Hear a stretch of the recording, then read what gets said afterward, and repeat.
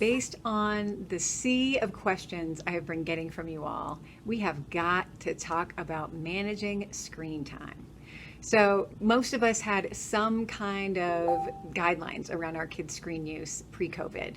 We had these really conscientious rules about when and how long our kids could be plugged in before they became brain damaged or addicted zombies. And then, all of a sudden, they were home all the time and without many of their usual activities and outlets. So right now, a lot of our kids would be busy with sports and camps and sleepovers and parties that just aren't happening, which would also be giving us needed time and space.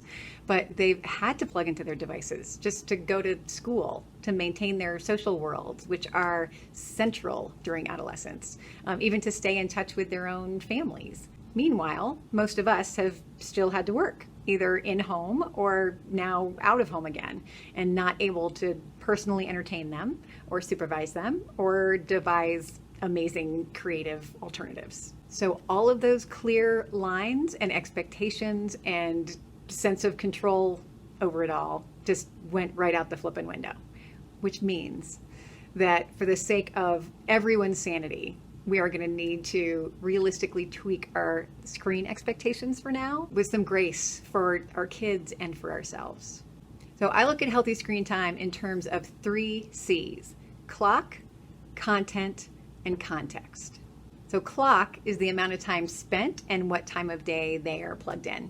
So for many of us, this has meant limits on how many hours a day or how many hours at a time that they are screen connected. So guidelines like not plugging in until after school or until after homework is done or until after dinner, or unplugging an hour before bed, back when we also had structure around that. Well, we don't want to completely abandon this area because issues of unhealthiness definitely can arise here, and we'll talk about that in a future video. This is where we're going to give ourselves a big parental break right now and shift the importance to the other 2 C's. So content is what they are consuming. So there's a big difference between your 13-year-old marathoning Cake Wars or historical documentaries versus Game of Thrones or It's Always Sunny in Philadelphia, especially if it inspires them to make you cupcakes. So are they watching or playing or flipping through things that are inspiring creativity, imagination, learning, critical thinking, and meaty discussions with the family?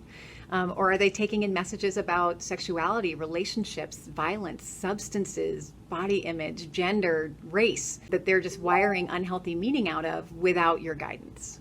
Which brings us to our 3rd C, context, which is the where and why of what they're plugged into.